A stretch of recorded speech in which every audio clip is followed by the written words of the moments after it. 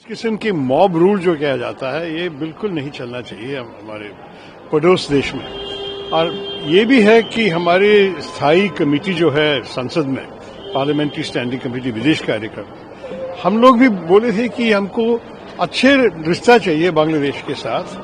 हम तो चाहते हैं कि बांग्लादेश में सब कुछ स्टेबल तरह से जाए। उनका चुनाव भी आने वाला है फरवरी महीने में और हम चाहते हैं कि वहां लोकतंत्र वापस आए।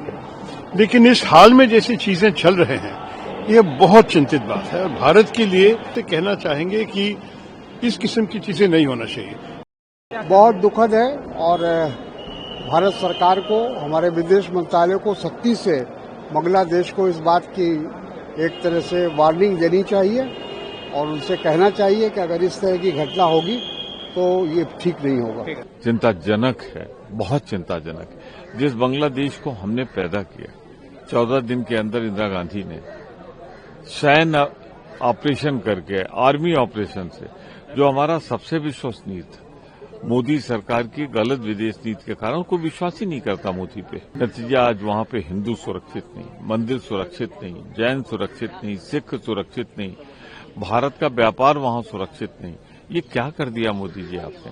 पाकिस्तान के रास्ते पर चल पड़ा है और भारत में भी ममता बनर्जी जैसे नेत्री हैं जो भारत को, बंगाल को बांग्लादेश बनाना चाहती हैं। कम से कम भारत सरकार बांग्लादेश पर दबाव बनाए, क्योंकि वहाँ के ऊपर अल्पसंख्यक में बांग्लादेश में हिंदू भाई हैं हमारे, और जिस तरीके से उनके ऊपर जुल्म हो रहा है, जैसे पाकिस्तान में शियों पर जुल्म हो रहा है क्योंकि वो अल्पसंख्यक में हैं, जैसे अफगानिस्तान में शियों पर जुल्म हो रहा है वो अल्पसंख्यक में हैं, वैसे ही बांग्लादेश में हिंदुओं पर जुल्म हो रहा है क्योंकि वो अल्पसंख्यक में हैं।